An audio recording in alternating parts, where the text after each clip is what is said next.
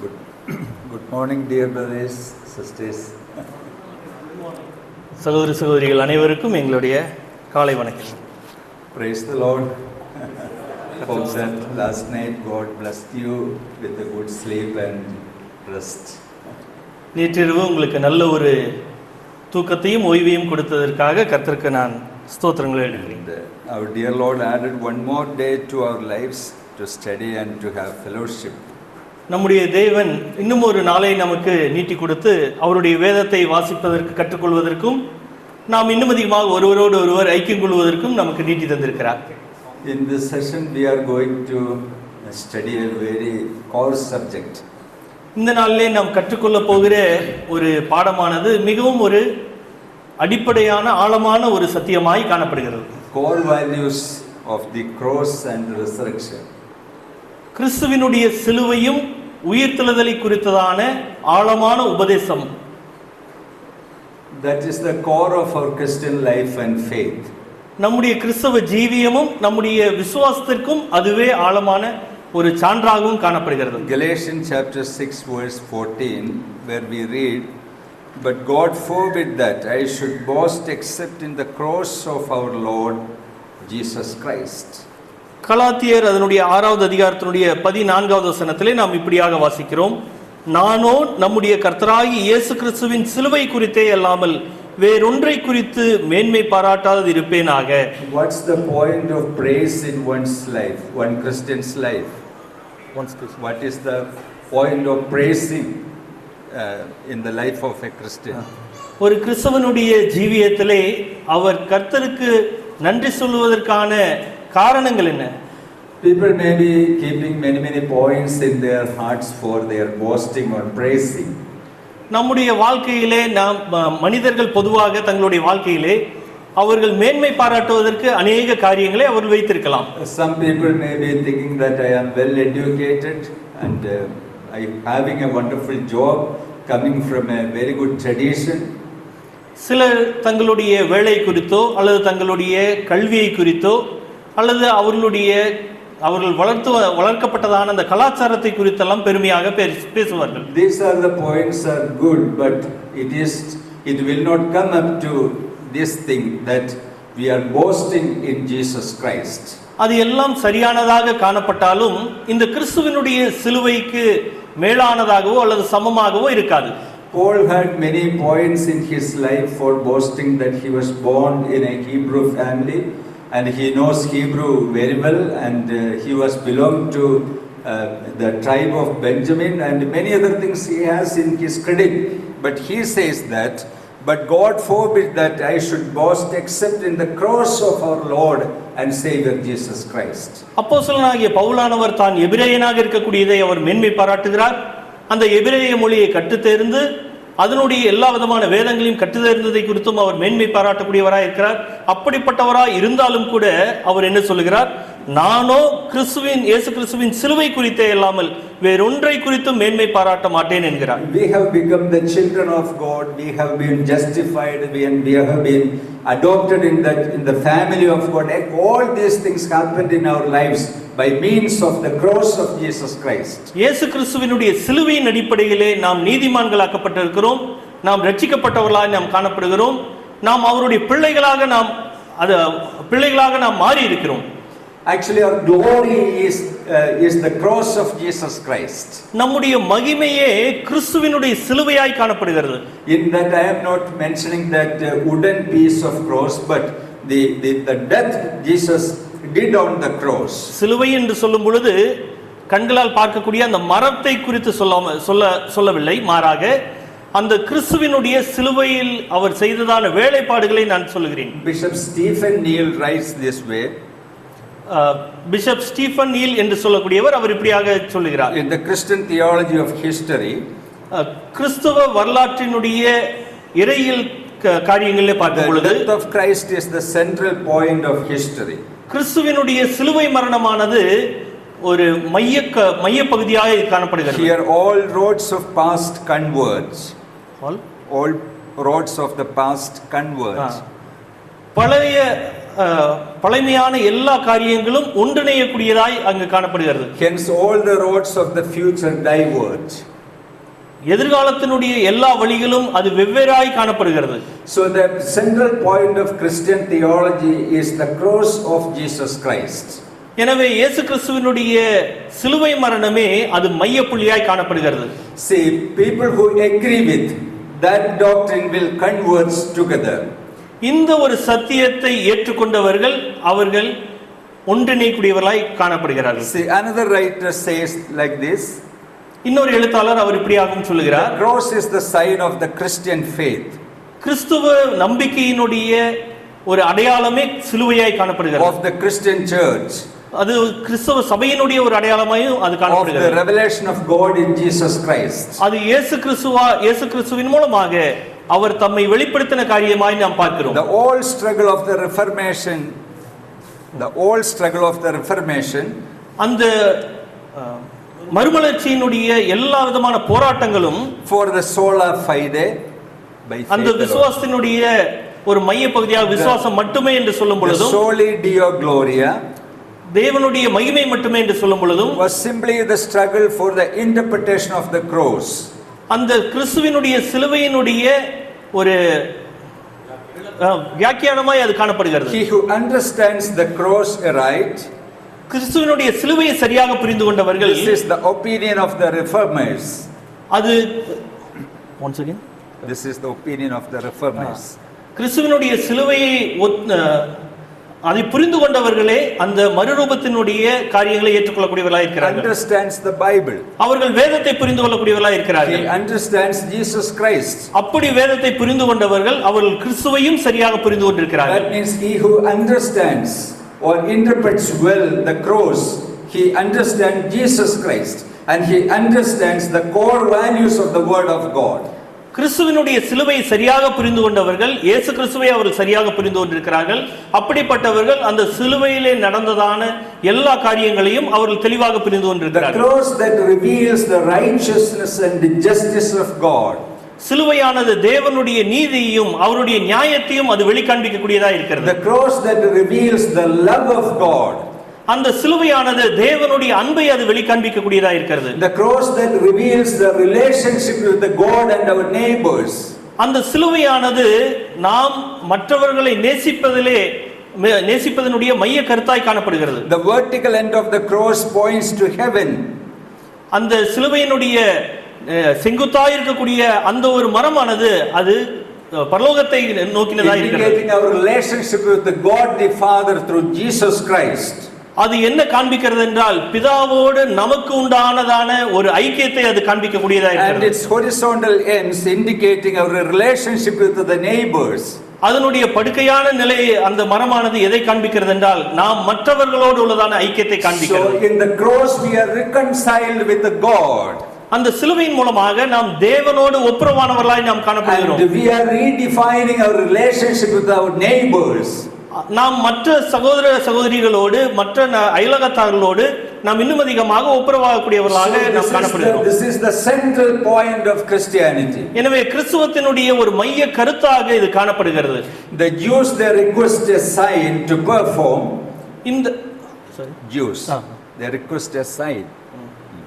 அந்த யூதர்களானவர்கள் அவர்கள் இயேசு கிறிஸ்துவினிடத்தில் கேட்கிறார்கள், எங்களுக்கு ஒரு அடையாளத்தை காண்பியும் என்று. And the Greeks seeks after wisdom.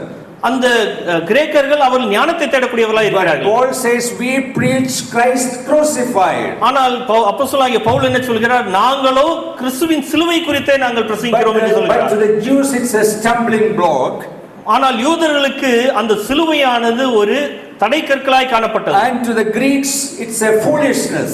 ஆனால் அந்த கிரேக்கர்களுக்கு பார்த்தால் அது ஒரு முட்டாள்தனமாய் தோன்றினது. So after the apostolic tradition even today we also preach him that Christ crucified for us. ஆதி அப்போஸ்தல காலத்திற்கு பின்பதாக பார்த்தாலும் இன்று வரைக்கும் நாம் பிரசங்கிக்கக்கூடிய ஒரு காரியம் சிலுவையில் அறியப்பட்ட அந்த இயேசு கிறிஸ்துவையே. So upon the cross we glory. We glory in Christ. அந்த கிறிஸ்துவினுடைய அந்த சிலுவை மரணத்தின் மூலமாக நாம் தேவனை மகிமைப்படுத்தக்கூடியவர்களாய் நாம் காணப்படுகிறோம். Many people who denies the Christian truth simply says that cross is a sign of weakness and helplessness. சிலர் அவர்கள் சொல்லுகிறார்கள் இந்த சிலுவை என்பது அது ஒரு பலவீனத்தை அது காண்பிக்கக்கூடியதா இருக்கிறது என்று சொல்லக்கூடியவர்களா இருக்கிறார்கள். Nietzsche and other atheists, they laugh at the idea of cross. நாத்திகவாதிகள் எல்லாம் இது ஒரு That laughs at. அந்த நாத்திகவாதிகள் எல்லாம் இந்த சிலுவையை பார்க்கும் பொழுது அவர்கள் கேலி செய்யக்கூடிய ஒரு பொருளாக அவர்கள் பார்க்கிறார்கள். But the sign of cross is a sign of success and accomplishment. ஆனால் அந்த சிலுவை எதை காண்பிக்கிறது? அது எதனுடைய அடையாளமாக இருக்கிறது என்றால் அது ஒரு வெற்றியினுடைய அடையாளமாக, ஒரு வேலையை முடித்து தீர்த்ததனுடைய ஒரு அடையாளமாய் அது காணப்படுகிறது. See, God accomplished many things on the cross. தேவனானவர் அந்த சிலுவையில் அநேக காரியங்களை அவர் முடித்தார். Jesus accomplished everything upon the cross for us. இயேசு கிறிஸ்துவானவர் நமக்காக அவர் அந்த சிலுவையிலே எல்லாவற்றையும் அவர் முடித்து தீர்த்தார். There are many points we can meditate on. நாம் இன்னும் அநேக காரியங்களை நாம் தியானிப்போம். Number one, Jesus became our substitute on the cross. முதலாவதாக நாம் பார்க்கவிருப்பது இயேசு கிறிஸ்துவானவர் நமக்காக பதிலீட்டு மரணமாய் அவர் காணப்பட்டார். Some people deny the death of Christ on the cross. சில மக்கள் இயேசு கிறிஸ்துவினுடைய சிலுவை மரணத்தை அவர்கள் புறக்கணிக்கக்கூடியவர்களாய் இருக்கிறார்கள். Hindu people and other people, they simply see Jesus as a model only, an example only. Hindu மக்களோ அல்லது மற்ற மக்களோ நாம் பார்க்கும் பொழுது அவர்கள் இயேசு கிறிஸ்துவை ஒரு நல்ல ஒரு தலைவனாகவும் நல்ல ஒரு மனிதனாகவும் மாத்திரமே அவர்கள் பார்க்கக்கூடியவர்களாக இருக்கிறார்கள். Community that deny even the death of Christ. அவர்கள் இயேசு கிறிஸ்துவினுடைய சிலுவை மரணத்தை அவர்கள் மறுதலிக்கக்கூடியவர்களாக இருக்கிறார்கள். But the word of God upholds the historical reality of the death of Christ on the cross. ஆனால் வேதமானது நமக்கு வரலாற்று ரீதியாக இந்த சிலுவை மரணத்தை அது உயர்த்தி பிடிக்கக்கூடியதாக நாம் பார்க்க முடியும். 2 Corinthians chapter 5 verse 15. 2 கொரிந்தியர் அதனுடைய 5வது அதிகாரத்தினுடைய 15வது வசனத்தை நாம் வாசிக்கலாம். He died for all. பிழைத்திருக்கிறவர்கள் இனி தங்களுக்கென்று பிழைத்திராமல் தங்களுக்காக மரித்து எழுந்தவருக்கென்று பிழைத்திருக்கும்படி அவர் எல்லாருக்காகவும் மரித்தார் என்று நிதானிக்கிறோம். So the word underlies the fact that Jesus died for us. அங்கே நாம் வாசிக்கிறோம் அவர் எல்லாருக்காகவும் மரித்தார். அதனுடைய அர்த்தம் என்னவென்றால் அவர் நம்மெல்லோருக்காகவும் அவர் மரித்திருக்கிறார். Paul does not say that he died, but he says that he died for all. That means his death was a substitutionary sacrifice. Yes, அப்போஸ்தலனாகிய பவுலானவர் அவர் வெறுமனே அவர் மரித்தார் என்று சொல்லவில்லை, மாறாக அவர் நமக்காக மரித்தார், நம்மெல்லோருக்காகவும் மரித்தார் என்று அங்கு சொல்கிறார். அதனுடைய பொருள் என்னவென்றால் அவர் நமக்கு பதிலாக அவர் அங்கு சிலுவையிலே அந்த மரணத்தை ஏற்றுக்கொண்டார் என்ற பொருள். When people die, they leave sorrow, loneliness and many things upon other people. சில மக்கள் அவர்கள் மரிக்கும் பொழுது மற்ற மக்களுக்கு அவர்கள் என்னத்தை விட்டு செல்கிறார்கள் என்றால் சில பாரங்களையும் சில வேதனைகளையுமே அவர்கள் விட்டு செல்லக்கூடியவராக இருக்கிறார்கள். Jesus' death was very unique and very important in a sense that it result in the forgiveness of the sinners. ஆனால் இயேசு கிறிஸ்துவினுடைய சிலுவை மரணத்தை குறித்து நாம் பார்க்கும் பொழுது அது எதை நமக்கு விட்டு சென்றிருக்கிறது என்றால் நம்முடைய பாவம், நம்முடைய வாழ்க்கையிலே நாம் செய்ததான பாவத்திற்குண்டான மன்னிப்பை நமக்கு தரக்கூடியதா இருக்கிறது. Why it happened so? Because he died in our place. ஏன் அது நமக்கு கிடைக்கிறது என்றால் அவர் நமக்கு பதிலாக அங்கு சிலுவையிலே மரித்தார். He became our substitute. அவர் நமக்கு பதிலாக அங்கு மரித்தார். And his death was a substitutionary sacrifice for our sins. அவருடைய மரணமானது நமக்கு பதிலாக இருந்த அந்த பதிலீட்டு பலியாய் அது காணப்படுகிறது. Romans chapter 4 verse 25. ரோமர் 4வது அதிகாரம் அதனுடைய 25வது வசனம். Who was delivered up because of our offenses. அவர் நம்முடைய பாவங்களுக்காக ஒப்பு கொடுக்கப்பட்டு நாம் நீதிமான்களாக்கப்படுவதற்காக எழுப்பப்பட்டும் இருக்கிறார். Here also Paul is painting the picture of a substitute. இங்கேயும் நாம் வாசிக்கும் பொழுது அவர் அங்கு பதிலீட்டு மரணத்தை குறித்து இங்க அப்போஸ்தலனாகிய பவுல் குறிப்பிடுகிறார். He was delivered up because of our offenses. அவர் நம்முடைய நமக்கு பதிலாக அவர் அந்த பாவங்களை எல்லாம் ஏற்றுக்கொண்டார். That's the important point we need to consider. அதுதான் நாம் கவனிக்க வேண்டிய ஒரு மிக முக்கியமான சத்தியமாய் நாம் இங்கே பார்க்க முடியும். And was raised because of our justification. நாம் நீதிமான்கள் ஆக்கப்படுவதற்காக அவர் எழுப்பப்பட்டார். Through the death of Christ we are not only forgiven but we are justified. அந்த சிலுவையின் மரணத்தின் மூலமாக நாம் மன்னிக்கப்பட்டது மாத்திரம் கிடையாது, நாம் நீதிமான்களாக்கப்பட்டும் இருக்கிறோம். God counted Jesus' righteousness upon those who believe in Jesus Christ. பிதாவாகிய தேவனானவர் இயேசு கிறிஸ்துவினுடைய அந்த நீதியை நம்முடைய நீதியாக அவர் கணக்கெடுக்கக்கூடியவராய் இருக்கிறார். Romans chapter 5 verse 6, there also we see the same truth. அதே ரோமர் 5வது அதிகாரத்தினுடைய 6வது வசனத்திலும் இதே ஒரு சத்தியத்தை நாம் பார்க்க முடியும். For when we were still without strength, நாம் பலனற்றவர்களாய் இருக்கும்போதே, in due time Christ died for the ungodly. குறித்த காலத்தில் கிறிஸ்து அக்கிரமக்காரருக்காக மரித்தார். Here also Paul is saying that Christ died for the ungodly. இங்கும் நாம் பார்க்கிறோம் கிறிஸ்து அக்கிரமக்காரருக்காக மரித்தார் என்று. For the benefits of the ungodly people, for the sinners. அக்கிரமக்காரர்களும் பாவிகளுமாய் இருக்கக்கூடிய மனிதர்களுடைய வாழ்க்கையிலே நலம் பெற வேண்டும் என்று அவர் மரித்தார். And he died for us in our place. அவர் நமக்கு பதிலாக அங்கு அவர் சிலுவையிலே மரித்தார். So in all these statements we read the same thing, that Jesus is our substitute. நாம் இந்த எல்லா வசனங்களின் மூலமாகவும் நாம் அறிந்து கொள்ளக்கூடிய ஒரு சத்தியம் என்னவென்றால், இயேசு கிறிஸ்துவானவர் நமக்கு பதிலாக அங்கு பதிலீட்டு மரணமாக அவர் அங்கு சிலுவையிலே அவர் மரித்தார் என்று நாம் அறிந்து கொள்ள முடியும். Actually this is what God accomplished through the death of his only begotten son on the cross. பிதாவாகிய தேவனானவர் அவருடைய குமாரனாகிய ஒரே பேரான குமாரனாகிய இயேசு கிறிஸ்துவை அந்த சிலுவையிலே மரிக்க ஒப்பு கொடுத்ததன் மூலமாக இந்த ஒரு வேளையை அவர் முடித்து தீர்த்தார். But for the unbelievers, they cannot see the truth of all these things. இதே ஒரு அவிசுவாசிகளுக்கு இந்த ஒரு சத்தியங்கள் எல்லாம் ஒரு விளங்காத ஒரு சத்தியமாய் நாம் பார்க்க முடியும். Their spiritual eyes are blinded because of this satanic work. பிசாசினுடைய வேளைகளினாலே அவர்களுடைய கண்கள் எல்லாம் குருடாக்கப்பட்டதா இருக்கிறது. Their hearts filled with the darkness of sin and they cannot interpret the meaning of the cross. அவர்களுடைய இருதயம் எல்லாம் பாவத்தினுடைய இருளினாலே அது மூடப்பட்டதா இருக்கிறது நிமித்தமாக சிலுவை பற்றியதான சத்தியம் அவர்களுக்கு விளங்காததாய் காணப்படுகிறது. So in the cross God accomplished so many things for us. பிதாவாகிய தேவனானவர் நமக்காக அந்த சிலுவையிலே அநேக காரியங்களை அவர் முடித்து தீர்த்தார். In the cross Father gave the Son. அந்த சிலுவையிலே பிதாவாகிய தேவனானவர் அவருடைய குமாரனை ஒப்பு கொடுத்தார். And the Son gave himself for us. அந்த குமாரனும் அவர் தம்மை தாமே நமக்காக ஒப்பு கொடுத்தார். In the cross Father sent the Son, the only begotten Son. பிதாவாகிய தேவனானவர் சிலுவையிலே அவருடைய ஒரே பேரான குமாரனை ஒப்பு கொடுத்தார். And the Son came himself for us. அந்த குமாரனானவர் அவர் தாமாகவே நமக்காக இந்த பூமிக்கு வந்தார். So great truths are attached to the cross of Christ. It is a historical reality. We cannot just deny the reality of the cross. வரலாற்று ரீதியிலே உண்மையாயிருக்கக்கூடிய இந்த சத்தியங்கள், இந்த மிகப்பெரியதான சத்தியங்கள், இது ஒருபோதும் பொய்த்து போகாத ஒரு சத்தியங்களாய் பார்க்க முடியும். Another thing happened on the death of Christ. இன்னொரு காரியமாக நாம் சிலுவையிலே நடந்த ஒரு காரியமா, சிலுவையிலே செய்து முடித்ததான வேலையாக நாம் பார்க்கும் பொழுது propitiation, பிராயச்சித்தம், propitiation, the great truth revealed in the scriptures. பிராயச்சித்தமானது இந்த வேதாகமத்திலே அது வெளிப்படுத்தப்பட்டதானே காணப்படுகிறது. See, God is a righteous God and just God. கோப நிவாரண பலி, கோப நிவாரண பலி, அதாவது பிதாவினுடைய கோபத்தை இயேசு கிறிஸ்துவினுடைய மரணத்தின் மூலமாக அங்கு தணிக்கிறார்.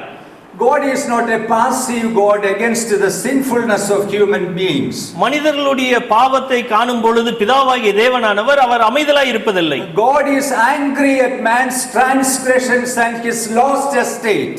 மனிதனுடைய வீழ்ச்சியும் மனிதன் அவன் தேவனுக்கு எதிர்த்து நிற்பது நிமித்தமாக தேவன் கோபமுடையவராய் He is a righteous judge. அவர் நீதியுள்ள நியாயாதிபதியாய் இருக்கிறார். And he is just in all his ways. அவர் தம் எல்லாவற்றையும் அவர் செய்யக்கூடியவராய் இருக்கிறார். So man's salvation cannot be automatically done. மனிதனுடைய ரட்சிப்பானது அது தானாக நிகழ்ந்து விடக்கூடிய ஒரு நிகழ்வு கிடையாது. See, God has to be satisfied somewhere. அது எப்படியாயினும் தேவனுடைய கோபத்தை தணிக்க வேண்டும். The question is that what way we can propitiate or satisfy the wrath of God.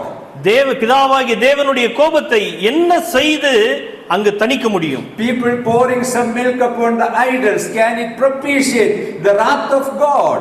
சிலர் பாலாபிஷேகம் செய்கிறார்கள். பாலாபிஷேகத்தின் நிமித்தமாக தேவனுடைய கோபாக்கினையை தணித்து விட முடியுமா? Some people build huge cathedrals and temples. Can we propitiate the wrath of God by doing all these things? மிகப்பெரிய தேவாலயங்களை மிகப்பெரிய கோபுரங்களை எல்லாம் எழுப்பது நிமித்தமாக தேவனுடைய கோபாக்கினியை தடுத்து விட முடியுமா? Man's righteousness is not a righteousness in the sight of God. மனிதனுடைய நீதி எல்லாம் தேவனுடைய பார்வைக்கு முன்பதாக அது நீதி அல்ல. So we cannot propitiate God. எனவே நாம் தேவனுடைய கோபத்தை நாம் தணிக்க முடியாது. Since his righteousness is eternal righteousness.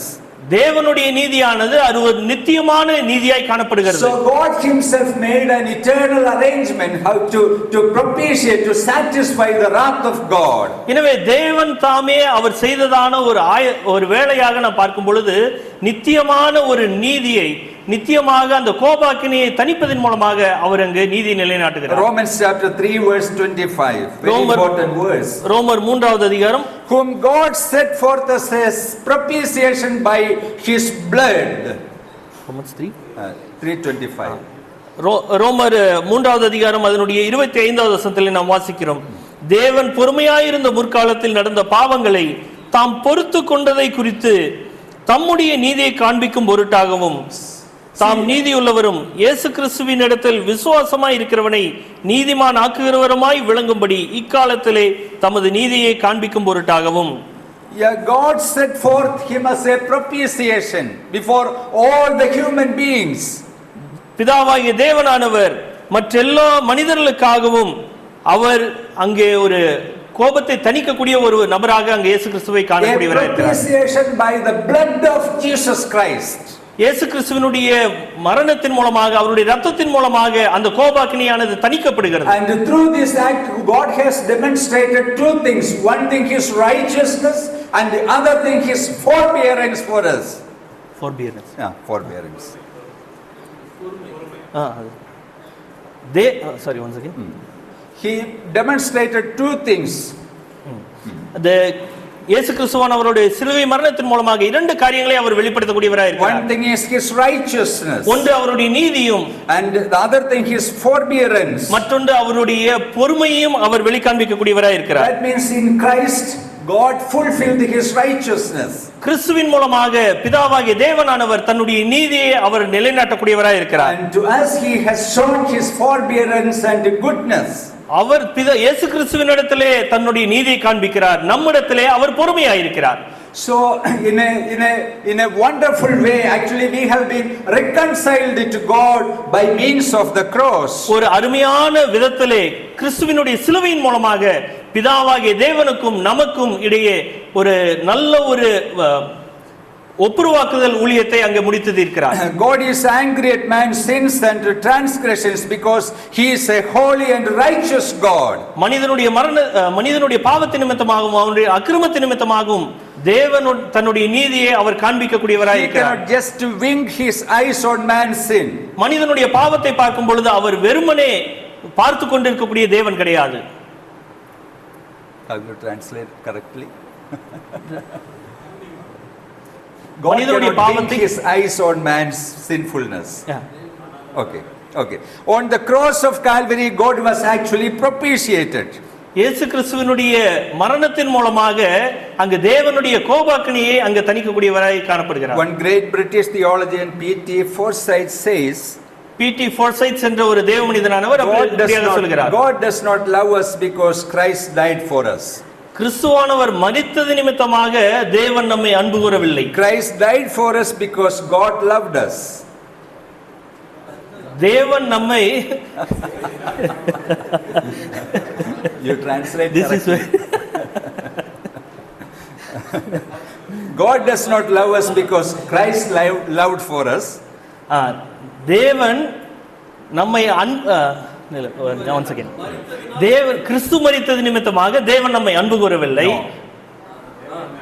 மாறாக நம்மை அன்பு கூர்ந்தது நிமித்தமாக கிறிஸ்து அவர் மரித்தார். Okay.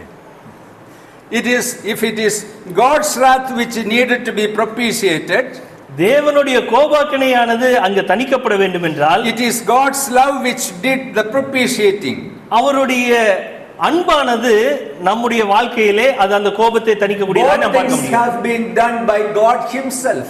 இந்த இரண்டு காரியங்களுமே பிதாவாகிய தேவனால் நடத்தப்படக்கூடியதாய் நாம் பார்க்கிறோம். See, God's attribute, his righteousness, which demands propitiation, and on the other side, God's love, which made all means for propitiating God's wrath. தேவனுடைய நீதியானது அங்கு நிலைநாட்டப்பட வேண்டும் என்றால் அவர் அந்த கோபத்தை அவர் வெளிக்காண்பிக்க வேண்டும். அதே சமயத்தில் நாம் பார்க்கும் பொழுது அவருடைய அன்பின் நிமித்தமாக அவர் அந்த கோபாக்கினியை அவர் தணிக்கக்கூடியவராய் நாம் பார்க்க முடியும். 1 John chapter 2 verse 2. 1 யோவான் அதனுடைய 2வது அதிகாரத்தினுடைய 2வது வசனம். He himself is the propitiation of our sins. அவர் நம்முடைய பாவங்களை நிவர்த்தி செய்கிற கிருபாதார பலி அவரே. And not for ours only, நம்முடைய பாவங்களை மாத்திரமல்ல, but also for the whole world. சர்வலோகத்தின் பாவங்களையும் நிவர்த்தி செய்கிற பலியாய் இருக்கிறார். So in order to propitiate, people give many alms to gods and temples. அநேகர் தங்களுடைய கிரியைகளின் மூலமாக அவர்கள் மற்ற மக்களுக்கு அவர்கள் உதவி செய்வதன் மூலமாகவோ தான தர்மம் செய்வதன் மூலமாகவோ தேவனுடைய கோபத்தை தனித்து விட முடியும் என்று எண்ணுகிறார்கள். In the Old Testament, the Jewish people made animal sacrifices. பழைய ஏற்பாட்டு காலத்திலே நாம் பார்க்கும் பொழுது பழைய ஏற்பாட்டு யூதர்களானவர்கள் அவர்கள் அநேக பலிகளை அவர் செலுத்தக்கூடியவர்களாக இருந்தார்கள். But their propitiation was not complete and perfect. அவர்களுடைய அந்த கிருபாதார பலியானது அது ஒரு சரியான நிறைவான ஒரு காரியமாய் இல்லை. See, in the New Testament, we do not give something to propitiate the wrath of God.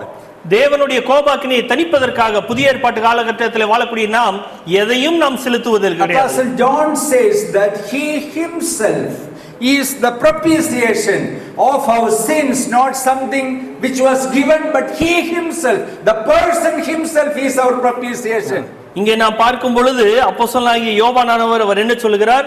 கிறிஸ்து அவரே கிருபாதார பலியாய் காணப்படுகிறார். அந்த கோபாக்கினை தணிக்கக்கூடிய ஒரு பலியாய் காணப்படுகிறார். அவர் வேறு எந்த ஒரு காரியத்தையும் கொடுக்கவில்லை. அவர் தாமே அவர் அந்த பலியாய் இருக்கிறார். So we have confidence in the sight of God. அந்த தேவனுடைய கண்களுக்கு முன்பதாக அவருடைய பார்வைக்கு முன்பதாக நாம் நீதிமான்களாக்கப்பட்டோம். Because I am properly propitiated. நாம் சரியான விதத்திலே அந்த தேவனுடைய கோபாக்கினையை தணித்திருக்கிறோம். And I have a wonderful standing in the sight of God. நாம் தேவனுடைய பார்வைக்கு முன்பதாக நாம் அருமையான விதத்திலே அங்க நாம் நிற்கக்கூடியவர்களாய் இருக்கிறோம். So we can have a good relationship with the God on the basis of this propitiatory act of God. இந்த கிறிஸ்துவினுடைய அந்த கோபத்தை தணிக்கக்கூடியதான அந்த ஒரு வேலை நிமித்தமாக கிருபாதார பலியாய் இருப்பது நிமித்தமாக நாம் தேவனுடைய கோபாக்கினையை அங்கு தணித்தவர்களாய். So some theologians say that this is the central work God has done on the cross in order to redeem his people. அவருடைய பிள்ளைகளாகி நம்மை மீட்டுக் கொள்வதற்காக கிறிஸ்துவானவர் அவர் செய்ததான இந்த சிலுவை மரணமானது அது மையமாய் காணப்படுகிறது. நம்முடைய விசுவாசத்தினுடைய மையமாய் காணப்படுகிறது. See, this is the core of the cross. இந்த சிலுவையினுடைய மைய கருத்தே இதுதான். That's why he demands us to remember on every Sunday the death and the resurrection of Jesus Christ. அது நிமித்தமாகவே வாரந்தோறும் நாம் அவருடைய மரணத்தையும் அவருடைய உயிர்த்தெழுதலையும் நினைவு கூறும்படியாக அவர் சொல்லி சென்றிருக்கிறார். Otherwise, all the likely that we may miss and forget the value of cross.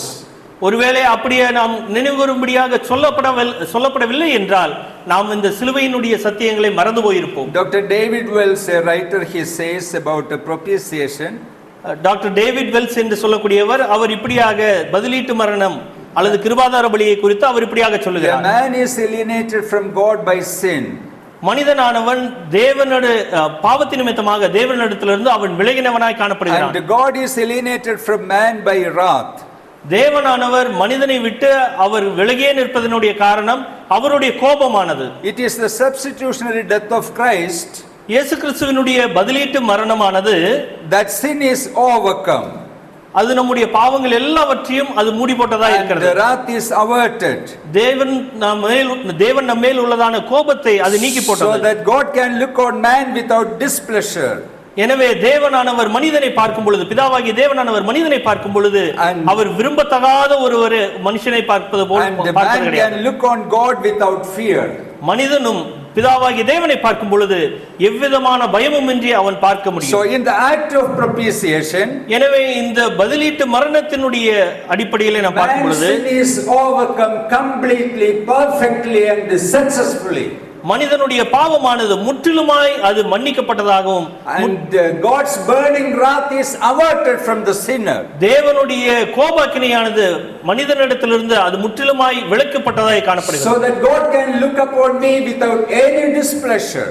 எனவே தேவனானவர் என்னை பார்க்கும் பொழுது, நம்மை பார்க்கும் பொழுது எந்த விதத்திலும் விரும்பத்தகாத ஒன்றை பார்ப்பது போல் பார்ப்பது கிடையாது. And I can face God without any fear. நாம் தேவனை பார்ப்பதும் எந்த விதமான ஒரு பயமும் இன்றி நாம் பார்க்க முடியும். So we will shout unto the Lord that hallelujah.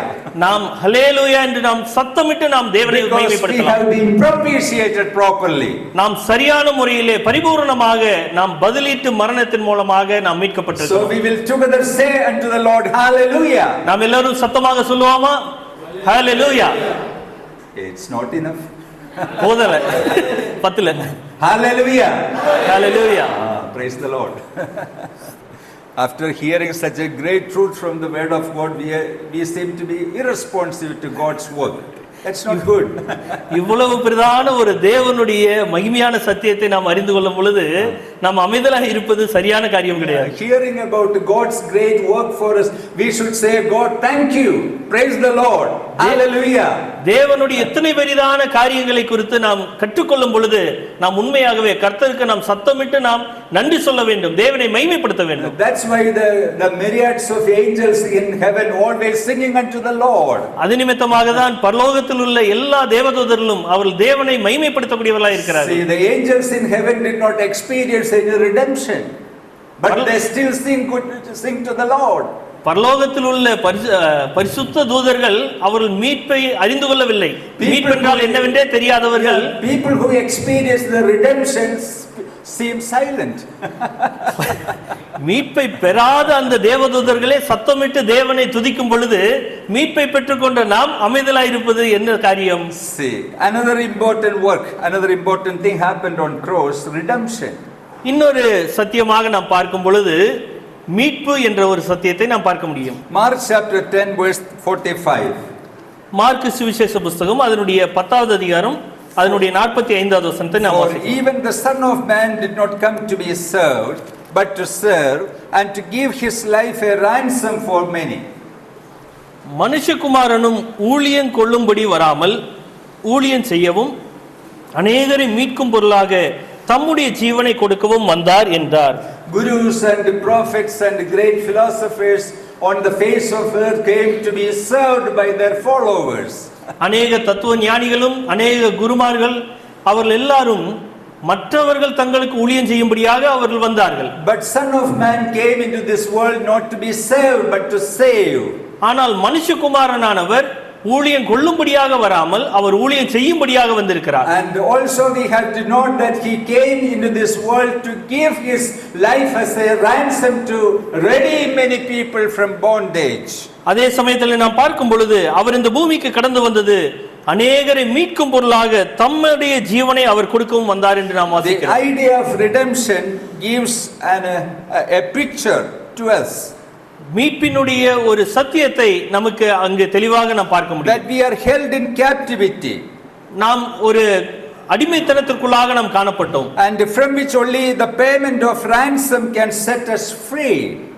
அந்த அடிமைத்தனத்திலிருந்து நம்மை மீட்டுக் கொள்வதற்கு ஒரு மீட்கும் பொருளானது அங்கு கொடுக்கப்பட வேண்டும். And the ransom is nothing less than the Messiah's own life. அந்த மீட்கும் பொருளானது என்னவென்று நாம் பார்க்கும் பொழுது அது மேசியாவாகிய அந்த கிறிஸ்துவினுடைய வாழ்வையே அது உள்ளடக்கினதா இருக்கிறது. A man without redemption is under the bondage of sin and Satan.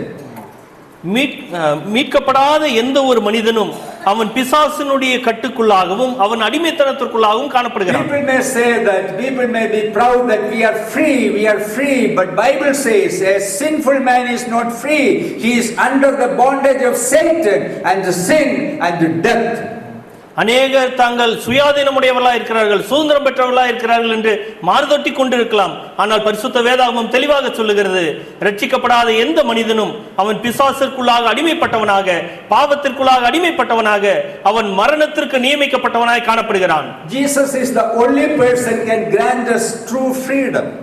இயேசு கிறிஸ்து ஒருவரே உண்மையான ஒரு சுயாதீனத்தை கொடுக்க முடியும். He makes us free. அவரே நம்மை இன்னும் அதிகமாக from the fear of death.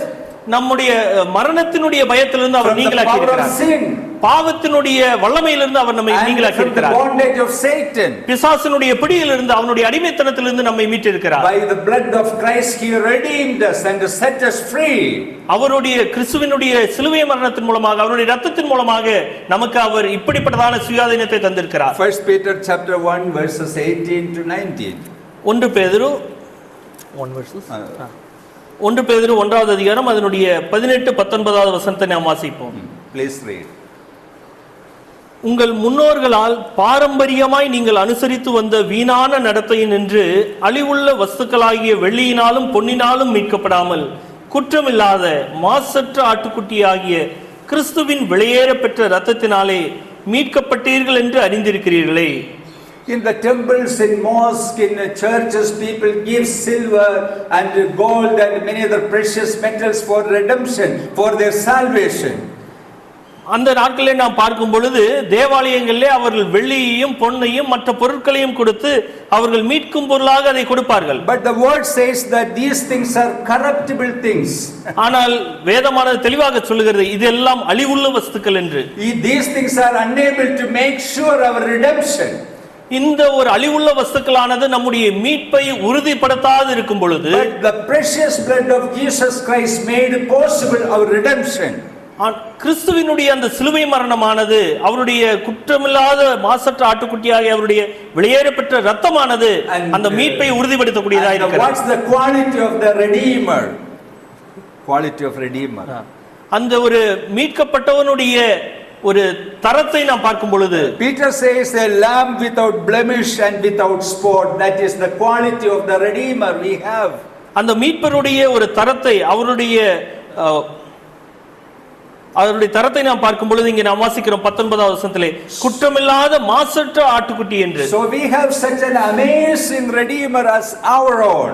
நமக்கு ஒரு நல்ல ஒரு அருமையான ஒரு மீட்பரானவர் அவர் காணப்படுகிறார், நமக்கு சொந்தமானவர். And our redemption is complete. நம்முடைய மீட்பானது அது ஒரு முற்றுப்பெற்ற ஒரு மீட்பாய் காணப்படுகிறது. And we can rejoice over the fact that we are redeemed people.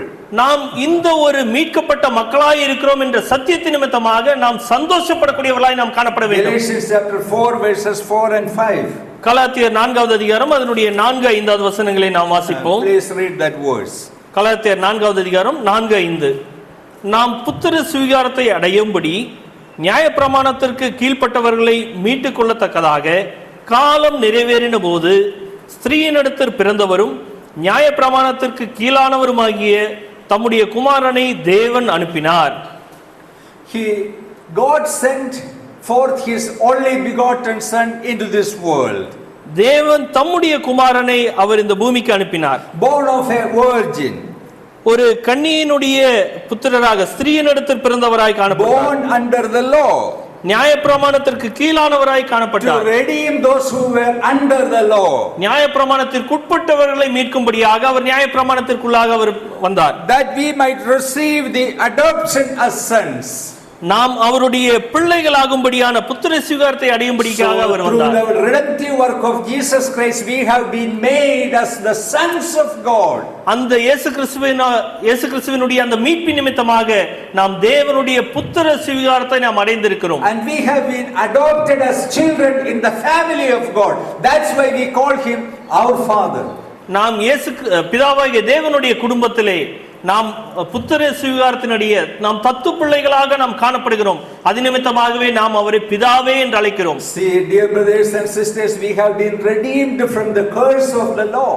நாம் நியாயப்பிரமாணத்தினுடைய எல்லா விதமான சாபத்திற்கும் நீங்களாக்கப்பட்டிருக்கிறோம். We have been made free or set free from the curses of the law. நியாயப்பிரமாணத்தினுடைய எல்லா சாபத்திற்கும் நாம் முற்றிலுமாக விடுபட்டவர்களாய் நாம் காணப்படுகிறோம். Nowadays there is a tendency among the Christians all over the world to go back to the law. இன்று உலகத்தில் இருக்கக்கூடிய அநேக கிறிஸ்தவர்களுக்கு இருக்கக்கூடியதான ஒரு மனநிலையானது என்னவென்றால் மீண்டுமாக அவர்கள் அந்த நியாயப்பிரமாணத்திற்கு உட்பட வேண்டும் என்று எண்ணுகிறார்கள். Chapter 3 verses 13 and 14. கலாத்தியர் 3வது அதிகாரத்தினுடைய 13-14வது வசனங்களை நாம் வாசிப்போம். மரத்திலே தூக்கப்பட்ட எவனும் சபிக்கப்பட்டவன் என்று எழுதியிருக்கிறபடி கிறிஸ்து நமக்காக சாபமாகி நியாயப்பிரமாணத்தின் சாபத்திற்கு நம்மை நீங்களாக்கி மீட்டுக் கொண்டார். ஆபிரகாமுக்கு உண்டான ஆசீர்வாதம் கிறிஸ்து இயேசுவினால் புறஜாதிகளுக்கு வரும்படியாகவும் ஆவியை குறித்து சொல்லப்பட்ட வாக்குத்தத்தத்தை நாம் விசுவாசத்தினாலே பெரும்படியாகவும் இப்படி ஆயிற்று. Apostle says that we have been redeemed from the curse of the law. நாம் நியாயப்பிரமாணத்தின் சாபத்திற்கு நீங்களாக்கப்பட்டிருக்கிறோம், மீட்டுக் கொள்ளப்பட்டிருக்கிறோம் என்று சொல்கிறார். Nowadays in Kerala there is many people who start out the ministry to break the curse. இன்று அநேக கேரளாவிலே அநேக போதகர்கள் அவர்கள் இப்படிப்பட்டதான சாபத்தை அவர்கள் போக்கக்கூடியவர்களாக இருக்கிறார்கள் என்று அவர்களுடைய ஊழியமே அதுவாய் காணப்படுகிறது. That idea is very popular among many Pentecostal people. அநேக பெந்தெகோஸ்தே மக்களுடைய ஒரு நம்பிக்கையாகவும் இது காணப்படுகிறது. If that is so popular in Kerala, I expect that it will be doubly popular in Tamil Nadu. Yeah. Do you have such practices here? Yeah. Not here. Here. Outside. கேரளத்திலே சில ஊழியர்கள், பெந்தெகோஸ்தே ஊழியர்கள், உங்களுடைய சாபத்தை எல்லாம் நாங்கள் போக்குகிறோம், நீங்க எங்கிட்ட வாங்கன்னு சொல்லி கூப்பிடுறாங்க. அது கேரளத்துல அது உண்மையா இருந்ததுன்னா அதை விட தமிழ்நாட்டுல 2 மடங்கு அது காணப்படும். Okay, they arrange fasting and prayer meetings and worship sessions, and the pastors they curse the break and set the family free from the clutches of curses. அந்த பாஸ்டர்கள் எல்லாம் அவர்கள் என்ன செய்கிறார்கள் என்றால், உங்களுக்காக அவர்கள் உபவாசம் செய்து உங்களுடைய அடிமைத்தனத்தினுடைய சங்கிலியை அவர்கள் முறித்தெடுப்பதாக அவர்கள் அங்கே சொல்கிறார்கள். And they say to the people that why you are keeping yourself like this? ஏன் உங்களுடைய வாழ்க்கை நீங்கள் இப்படியாகவே வாழ்ந்து கொண்டிருக்கிறீர்கள் என்று அவர்கள் கேட்கக்கூடியவர்களாக இருக்கிறார்கள். Why are you not receiving great blessings from the Lord? ஏன் தேவனிடத்திலிருந்து மிகப்பெரிதான ஆசீர்வாதங்களை பெற்றுக்கொள்ளாதவர்களாக இருக்கிறீர்கள்? Why are you not advancing in every way in your life? They are asking the question. உங்களுடைய வாழ்க்கையினுடைய எல்லா பகுதிகளிலும் நீங்கள் இன்னும் அதிகமாக வளர்ந்திருக்க வேண்டுமே, அப்படி இல்லாமல் இருப்பதனுடைய காரணம் என்ன? Curse is upon this family. அதற்கான காரணம் உங்களுடைய குடும்பத்திலே ஒரு சாபமானது தங்கி இருக்கிறது. So we are the anointed ones, we can break the curse. உங்களுடைய சாபத்தை நீக்கி போடுவதற்காக அபிஷேகம் பண்ணப்பட்ட மக்களாய் நாங்கள் காணப்படுகிறோம். By which you shall be set free. அது நிமித்தமாக நீங்கள் சாபத்திலிருந்து நீங்கள் விலக்கப்பட முடியும். But God's word says just differently. ஆனால் பரிசுத்த வேதாகமம் தேவனுடைய வார்த்தையானது அது முற்றிலும் வித்தியாசமாய் சொல்லுகிறது. We don't need to have a pastor to break the curse, but Christ has done it on the cross. நமக்கு எந்த ஒரு பாஸ்டரும் நம்முடைய சாபத்தை நீக்குவதற்கு ஒரு அவசியமல்லாதவர்களாய் இருக்கிறார்கள். ஏனென்றால் கிறிஸ்துவானவரே அந்த சாபத்தை நீக்கினவராய் இருக்கிறார். Christ has redeemed us from the curse of the law. கிறிஸ்துவானவர் நியாயப்பிரமாணத்தினுடைய எல்லா சாபத்தினின்றும் நம்மை அவர் மீட்டுக் கொண்டிருக்கிறார். If Christ couldn't remove the curse, the pastor is eligible to do that. கிறிஸ்துவே அந்த சாபத்தின் நியாயப்பிரமாணத்தினுடைய சாபத்திலிருந்து நம்மை மீட்டுக் கொள்ள முடியாது என்றால் பாஸ்டரால் அது முடியுமா? They cannot. நிச்சயம் முடியாது. And we have been redeemed, and we are redeemed from the curse of the law. நாம் நியாயப்பிரமாணத்தினுடைய சாபத்திலிருந்து நாம் மீட்டுக் கொள்ளப்பட்டிருக்கிறோம். And these people encourage that we are the children of Abraham, so the blessings of Abraham shall be showered upon the children of Abraham through faith. நாம் ஆபிரகாமினுடைய பிள்ளைகளாக நாம் காணப்படுவது நிமித்தமாக ஆபிரகாமுடைய ஆசீர்வாதங்களும் நமக்கு உண்டு என்று அவர்கள் சொல்கிறார்கள். They will say that Abraham was a billionaire. ஆபிரகாமானவர் அவர் மிகப்பெரிய ஒரு கோடீஸ்வரர். He had camels, donkeys, cows and servants. அவருக்கு அநேக ஒட்டகங்கள் இருந்தது, ஆடு மாடுகள் இருந்தது, இன்னும் அநேக சொத்துகள் எல்லாம் அவருக்கு இருந்தது. He was a rich man. Why are you remaining as a poor fellow? Abraham எப்படியாக இருந்தார்? மிகப்பெரிய கோடீஸ்வரனாக இருந்தார். ஆனால் நீங்கள் ஏன் பிச்சைக்காரர்களாக இருக்கிறீர்கள் என்று கேட்கிறார்கள். You are not able to have the blessings of Abraham. நீங்கள் ஏன் ஆபிரகாமை போல நீங்கள் ஆசீர்வதிக்கப்படாது இருக்கிறீர்கள்? But what is the promise of blessing? அந்த ஆசீர்வாதத்தினுடைய வாக்குத்தத்தம் என்னவா இருக்கிறது? That the blessing of Abraham might come upon the Gentiles in Christ, that we may receive the promise of the Spirit through faith. That's the blessing. The Holy Spirit is the blessing. நாம் 14வது வசனத்தில் வாசிக்கிறோம், ஆபிரகாமுக்கு உண்டான ஆசீர்வாதம் கிறிஸ்து இயேசுவினால் புறஜாதிகளுக்கு வரும்படியாகவும் ஆவியை குறித்து சொல்லப்பட்ட வாக்குத்தத்தத்தை நாம் விசுவாசத்தினாலே பெரும்படியாகவும் இப்படி ஆயிற்று. அதனுடைய பொருள் என்னவென்றால், நாம் விசுவாசத்தினாலே நமக்கு பெற்றதான ஆசீர்வாதமாய் என்ன காணப்படுகிறது என்றால் பரிசுத்த ஆவியானவராய் இருக்கிறார். Gold and silver, are they precious than the gift of the Holy Spirit? வெள்ளியும் பொன்னும் அது தேவன் தரக்கூடிய ஆசீர்வாதங்களா? Yesterday we studied that the false prophets, they will teach people that they will say that you may receive this and that. நாம் நேற்றைய தினத்திலே நாம் சில சத்தியங்களை நாம் கற்றுக்கொண்டிருந்தோம். அதாவது கள்ள தீர்க்கதரிசிகளை குறித்து, கள்ள போதகர்களை குறித்து அவர்கள் என்ன சொல்கிறார்கள், நீங்கள் இதை பெற்றுக் கொள்வீர்கள், அதை பெற்றுக் கொள்வீர்கள் என்று உங்களுக்கு வாக்குத்தத்தம் கொடுக்கக்கூடியவர்களாக இருக்கிறார்கள். They speak lies as if they speak truth. அவர்கள் உண்மையை பேசுவதை போல பொய் பேசுகிறார்கள். Actually, what is the true blessing? ஆனால் உண்மையான ஒரு ஆசீர்வாதம் என்னவாய் இருக்கிறது? True blessing is the Spirit of God. தேவனுடைய ஆவியே நம்முடைய வாழ்க்கையில் உண்டான ஆசீர்வாதமாய் இருக்கிறது. That's why we are exhorted by Paul that we have to keep a separation from the false teachers. அதனால்தான் அப்போஸ்தலனாகிய பவுலானவர் நம்மை அவர் எச்சரிக்கக்கூடியவராய் இருக்கிறார். கள்ள தீர்க்கதரிசிகளுக்கும் கள்ள போதகர்களுக்கும் நீங்கள் விலகி இருங்கள் என்று அவர் எச்சரிக்கிறார். Then the fourth one, நான்காவதான சத்தியமாய் நாம் பார்க்கும் பொழுது, the gift of justification. தேவனுடைய ஒரு வரமாக நாம் பார்க்கும் பொழுது நாம் நீதிமான்கள் ஆக்கப்படுதல். Romans chapter 5 verse 1. ரோமர் அதனுடைய 5வது அதிகாரத்தினுடைய 1வது வசனம். Paul says, therefore having been justified by faith. ரோமர் 5வது அதிகாரத்தினுடைய முதல் வசனத்திலே நாம் வாசிக்கும் பொழுது, நாம் விசுவாசத்தினாலே நீதிமான்கள் ஆக்கப்பட்டிருக்கிறபடியால் we have peace with God through our Lord Jesus Christ. நம்முடைய கர்த்தராகிய இயேசு கிறிஸ்து மூலமாய் தேவனிடத்தில் சமாதானம் பெற்றிருக்கிறோம். God justifies us. தேவன் நம்மை நீதிமான்களாக்கி இருக்கிறார். It's a big gift of God. அது தேவனுடைய மிக பிரதான ஒரு வெகுமதியாய் காணப்படுகிறது. We should not undervalue its preciousness, its price. அந்த ஒரு வெகுமதியினுடைய தரத்தை நாம் தாழ்த்தி விடக்கூடாது. So I would like to ask you a question, what is justification? இப்பொழுது உங்களிடத்திலே ஒரு கேள்வியாக நான் கேட்கிறேன், நீதிமானாக்கப்படுதல் என்றால் என்ன? Yeah, what do you mean by justification or justifying? நீதிமான்கள் ஆக்கப்படுதல், நீதிமான்கள் ஆக்கப்பட்டிருக்கிறீர்கள் என்ற ஒரு வார்த்தையினுடைய பொருள் என்ன? What is justification? அங்கிள் கேள்வி கேட்டிருக்காரு, பதில் நம்ம தான் சொல்லணும். நீதிமான்கள் ஆக்கப்படுதல் என்ன? Can you say what's justification? சகோதரிகள் பக்கத்துல இருந்து நீதிமான்கள் ஆக்கப்படுதல் என்றால் என்ன? Surrendering to God. Surrendering to God. Surrendering to God. Then what do you mean by surrendering to God? தேவனுக்கு ஒப்பு கொடுக்கிறதுன்னா என்னது அப்படின்னா?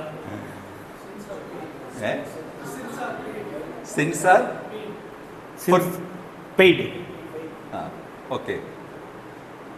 Say what is the meaning of justification? நீதிமான்கள் ஆக்கப்படுதல்னா இன்னும் சரியான ஆன்சர் வராதனால தான் திரும்ப கேள்வி கேட்கிறாரு. Are you justified people? நீங்க முதல்ல நீதிமான்கள் ஆக்கப்பட்ட மக்களா? Still don't know what is justification. நீதிமான்கள் ஆக்கப்பட்டு நமக்கு நீதிமான்கள் ஆக்கப்படுதல். We claim that we are justified people but still not knowing what is justification. நீதிமான்கள் ஆக்கப்பட்டிருந்து நமக்கு நீதிமான்கள் ஆக்கப்படுதல் என்னன்னு தெரியலையா? எதுங்கப்பா? அதான் அந்த நீதிமான்கள் ஆக்கப்படுதல்னா என்னன்னு கேட்குறாங்க. ரட்சிக்கப்படுதல். Saved. Saved ones are justified people, but justification is not salvation. Counted? Yeah, still you have to explain what is it. So once we were sinners.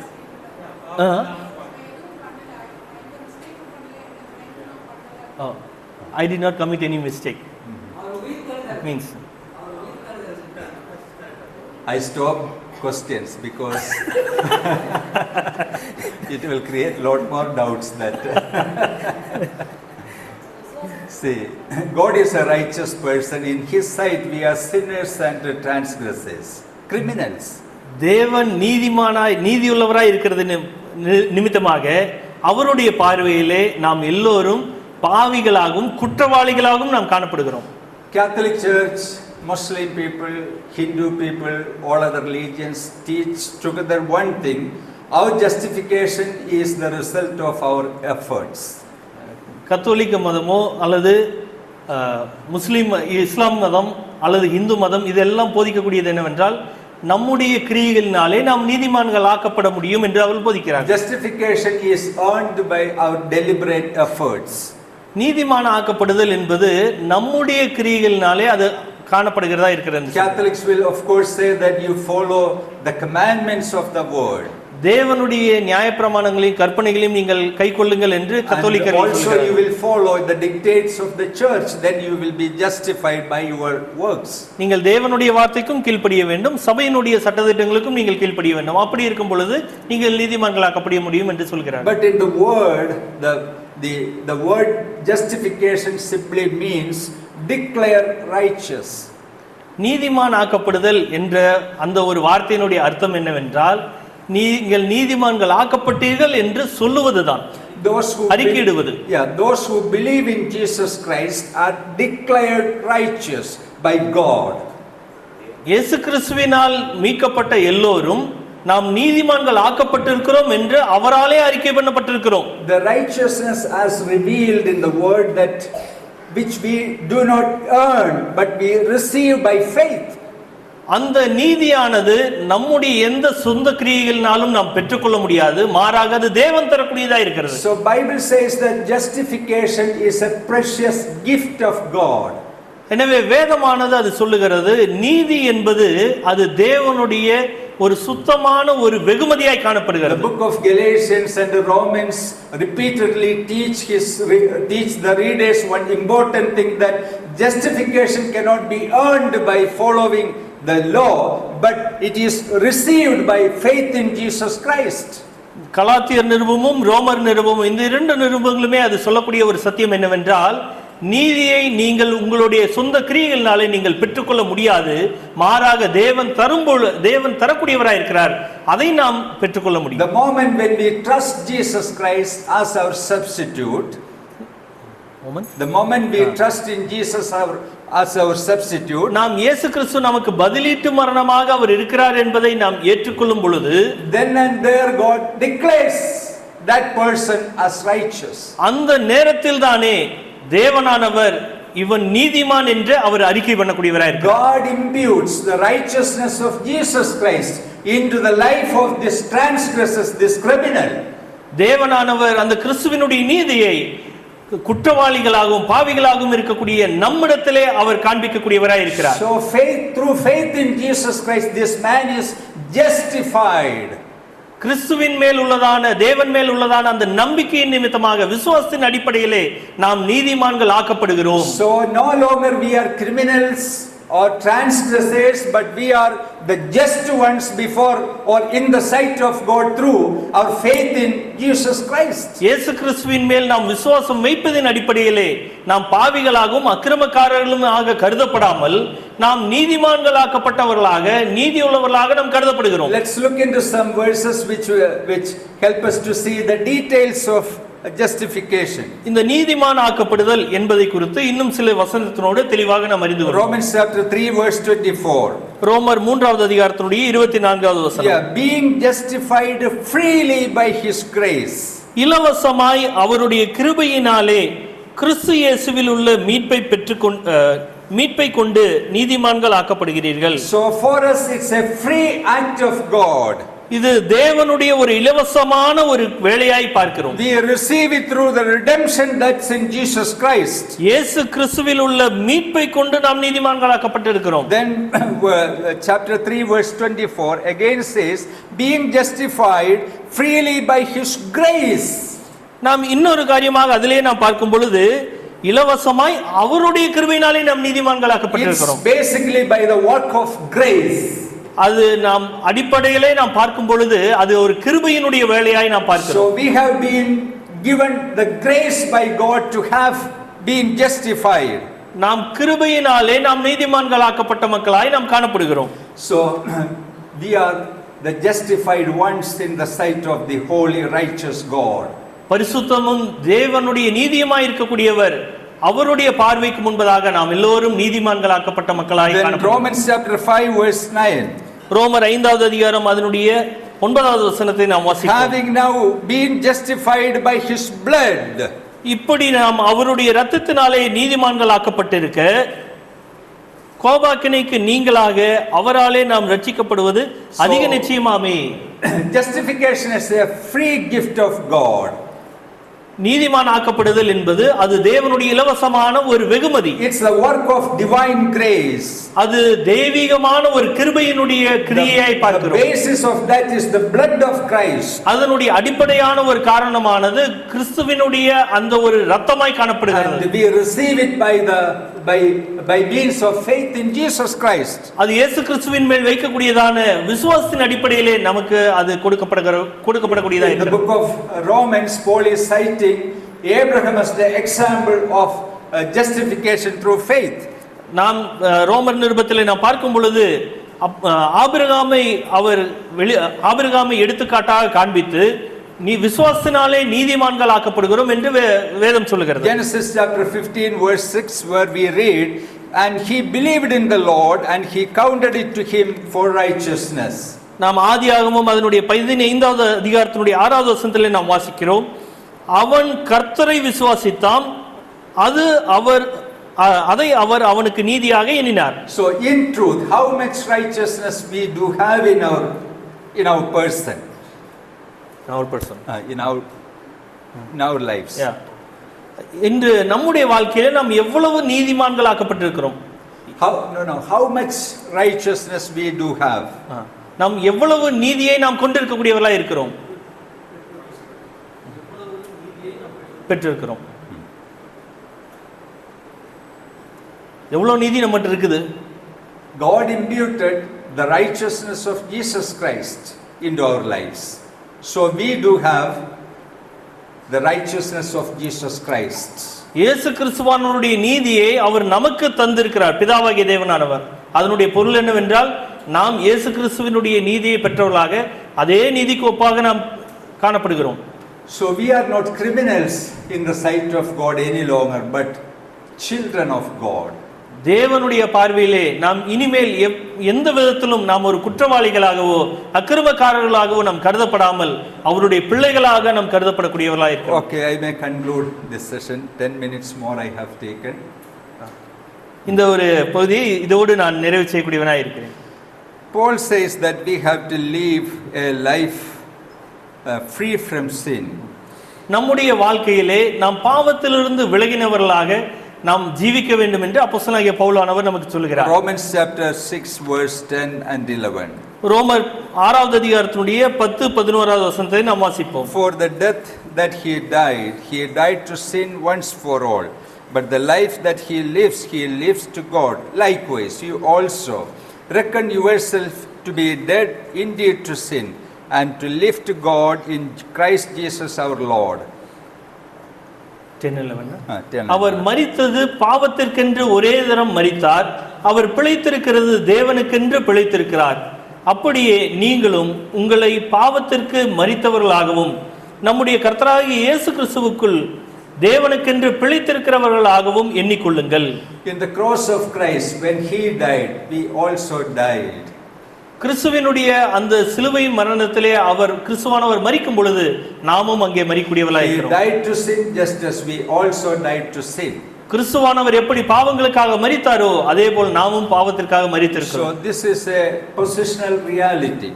இதுதான் ஒரு உண்மை சத்தியமாய் நாம் பார்க்க முடியும். Likewise, we also reckon ourselves to be dead indeed to sin. நாம் பாவத்திற்கு நாம் மரித்தவர்களாய் நாம் காணப்படுகிறோம். But to live to God in Jesus Christ. நாம் கிறிஸ்துவுக்குள் நாம் பிழைத்திருக்கக்கூடியவர்களாய் நாம் பார்க்க முடியும். Can a dead person do something positively or negatively? மரித்தவர்கள் அவர்கள் நேர்மறையாகவோ அல்லது எதிர்மறையாகவோ ஏதாவது காரியங்களை செய்ய முடியுமா? He cannot covet, he cannot lust, he cannot lie, anything he cannot do. மரித்த எந்த ஒரு மனிதனும் அவன் இச்சிக்க முடியாது, ஆசைப்பட முடியாது, அவன் திருட முடியாது, பொய் சொல்ல முடியாது, எதுவும் செய்ய முடியாது. If a person reckon himself dead to sin, then he cannot covet, he cannot lust, he cannot lie. நீங்கள் பாவத்திற்கு மரித்தவர்களாய் இருந்தீர்கள் என்றால் உங்களுடைய வாழ்க்கையிலும் நீங்கள் எதையும் இச்சிக்க முடியாது, எதையும் நீங்கள் பொய் சொல்லி நீங்கள் வாழ முடியாது, திருட முடியாது, எந்த பாவத்தையும் நீங்கள் செய்ய முடியாது. So we have to live a life in the power of resurrection.